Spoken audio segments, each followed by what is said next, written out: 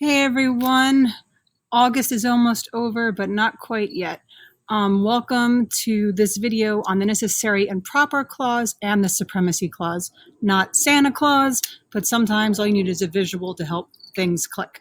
This is brief. We'll go in both of these clauses in much more detail when the school year starts. But this is to give you some important background information and also to help you if you're still working on your summer assignment. Now, you might notice that I'll refer to things that we've already learned about, and you're like, well, are we learning about this in order or not in order? It's important to see how a lot of these court cases and documents and terms all blend together, right? They don't just happen like at one moment in history and then just stay there, right? A lot of these themes continue throughout our evolving government and our early American history and even current American history. And also, that's really good to help you prepare for the exam by constant reinforcement. So there's actually a method to our madness here. So first, let's talk a little bit about the Supremacy Clause. So think supreme, okay? Now, our founders expected that there would be disagreements between the state and national government. Remember, this Constitution was making a federal government. That was new. That did not exist under the Articles of Confederation. And they knew that sometimes the state would be like, hey, we don't like this national law, or the national government would be like, hey, states, you need to listen to us. They predicted all that. Now, in Article 6, there's some important things there. And it says the Constitution, the laws of Congress, and treaties that the national government make are supreme. They're the supreme law of the land. They are the top. So like a state government can't make their own treaty with, say, Britain to try to be different than what the federal government is doing, right? That can't happen. So it's saying the Constitution, this is supreme. Okay, every state must obey, not obid, the U.S. Constitution, even if their state contradictions contradict it. So remember, you had all these different state constitutions then, and they were all actually pretty similar, and in many ways even similar to the national Constitution. Yes, of course, there were differences, but you know, if there was something in the state constitution that disagreed with the national government, that could not come into play. This one was supreme. Okay, so this is important for when you think of taxes, for international relations and treaties, all sorts of things. And the founders did this because they can sort of see all right, what problems are we going to run into? How can we try to prevent those problems from happening? Now, remember, a lot of people were upset and did not like the Constitution and didn't want it to be ratified because they're like, we want our state to be supreme. So a lot of the people who were against the Constitution were against it because of the Supremacy Clause. Now, I mentioned Marbury versus Madison in a previous video, and like I said, we're going to go into it in much more detail as the year unfolds, but it does make reference to the Supremacy Clause. So I know, obviously, you would never put this many lines of text in a presentation, right? But I just wanted to copy something that you may see, say, in an exam, to sort of, you can always, pause this and read it and use it for your review. But if you look at the last two lines, Marshall reasoned that the Judiciary Act of 1789 conflicted with the Constitution. Okay, so this is actually not a state law, but something that the government did. And they're saying, oh, but the Constitution is supreme. Congress did not have power to modify the Constitution through regular legislation because the Supremacy Clause places the Constitution before the other laws. Okay, can you change the Constitution? Well, yeah, it's called amendments. You can't just write a law per se to change it, right? So the Marbury versus Madison is important and significant for many reasons, but I want to show you how it actually connected to the Supremacy Clause as well. Okay, now we have the Necessary and Proper Clause, right? Think proper, right? This gives Congress the power to make all laws which shall be necessary and proper for carrying on its powers. Now, there's a debate amongst constitutional scholars. Is the Constitution a living document or not? You hear that a lot. You probably had teachers say that before. But a lot of constitutional academics are like, just because you can make amendments and just because there's this necessary and proper clause the Constitution still has very strong, solid foundation. You really can't change it. But this is one of those things that gives it some flexibility. All right, so maybe a flexible document is a little bit different. I don't know. That's something we can debate about this year. So in other words, they don't know when they wrote it what's going to happen in the future. But this is the powers that the government should have. And if you need something to make carrying on its powers possible, then Congress should have the power to make those laws. Okay, so if you look at the last paragraph of Article 1, Section 8, it gives Congress the power to make all laws which shall be necessary and proper for carrying into execution the foregoing things. So I'll see this here. This is also often known as the elastic clause. So I see that little image there, rubber bands, right? When I say flexibility, it gives some room to make sure things get carried out. It allows the national government to adapt to changing conditions. Doesn't mean you could completely change things, right? But it gives it the power to make changes if necessary, right? The framers did not want to restrain the new government with only the expressed powers, or we mentioned expressed powers, I think, in the first video. You wanted to give it some freedom and some vitality, especially because as a young government, you might need that. It provides the Constitution with flexibility to grow and adapt as changes to the political environment are required. And it gives the national government implied powers, right? That was in the first video as well, which have changed over time. So like I said, this is how all these terms and names and things and that, these all relate.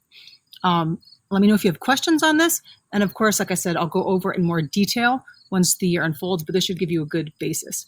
So we've been talking about the Federalist Papers a little bit. And the Federalist Papers mention both of these clauses. Now, you're only required for the exam to know Federalist 10, but in reality, much more of the Federalist Papers are significant. You're just not going to be tested on them all. And the more familiar you are with the Federalist Papers, the better of an understanding you'll have of our Constitution and our early republic and just how our government works. Now, Federalist 33 was written by Hamilton, published on the 2nd of January in 1788. And in this, he writes, the necessary and proper clause and the supremacy clause have been the source of much virulent invective and petulant declamation against the proposed Constitution. It's like people are hating on this. Like these people that don't want the Constitution passed, they are just hating on these two clauses. People were afraid of the national government having too much power. And they thought these clauses were like, what are they going to make laws on? They're going to change everything. And he said, guys, they're just overreacting. Laws are useless if you cannot execute them, right? And he says this might be necessary to create legislation to collect taxes, for example, right? Hamilton was about the economy and he knew a thing or two about taxes. He wrote that the national government had been held up to the people in all the exaggerated colors of misrepresentation as their pernicious engines by which the local governments were to be destroyed and their liberties exterminated, as the hideous monster whose devouring jaws would spare neither sex nor age, nor high nor low, nor sacred nor profane. He's a pretty colorful writer, right? And he's saying like people are acting like this national government is this big monster and it's just going to take a liberty away from people and everything we fought for. He's like, no. We're just giving them the tools that they can actually make a functioning government to protect those liberties and protect what we fought for. Now later, in the end of that month, on the 25th of January in 1788, Madison released Federalist 44. And he sort of piggybacked on what Hamilton was saying. He's like, yeah, this necessary and proper clause is what's being attacked the most. All these Constitution haters are like, oh, we can't pass this Constitution because the necessary and proper clause is giving them like way too much power and we can't have that.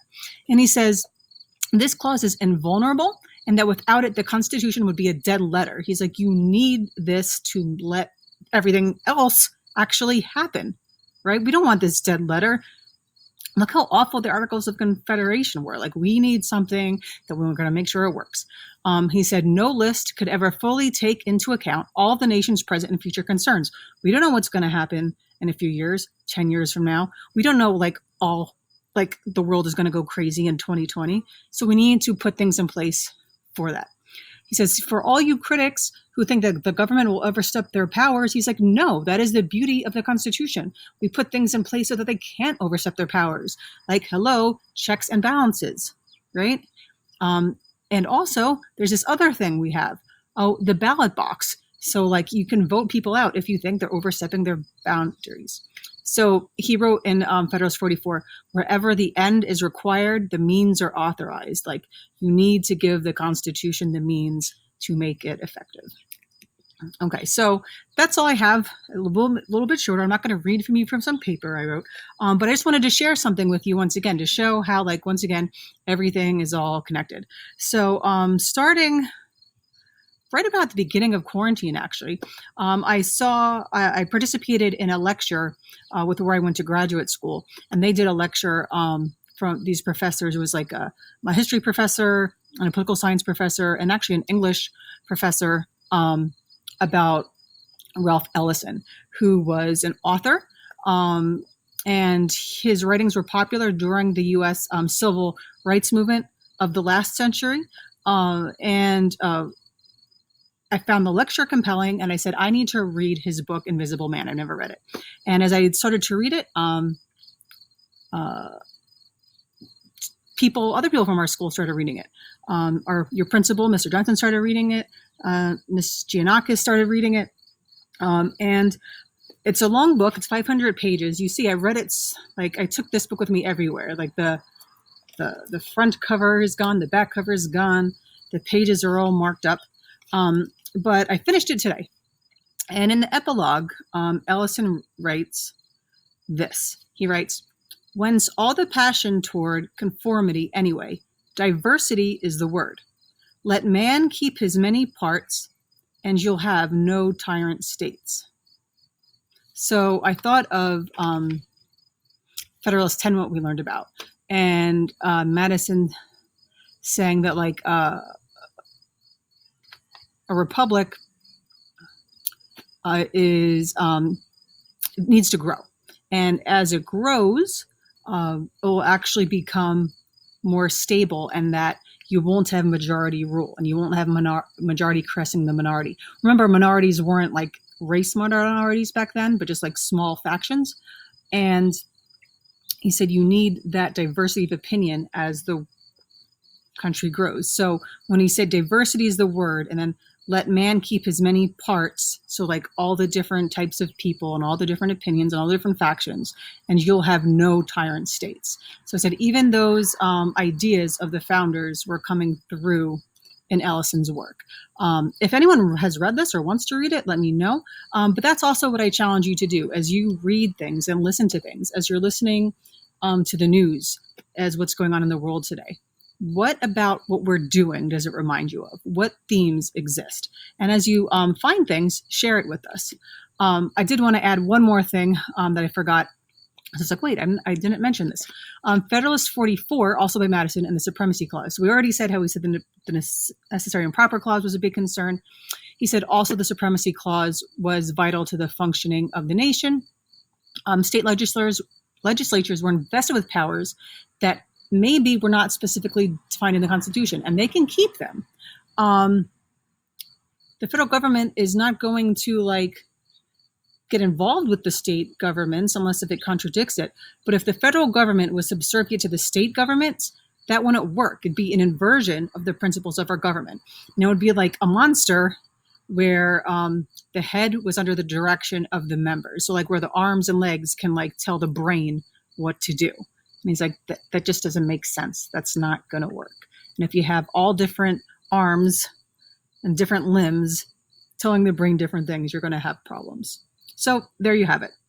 I still plan on having another video or two before the year starts. Once again, I'm responding to a lot of emails right now that I was not able to get to when I was both in the woods with no Wi-Fi and had a broken cell phone.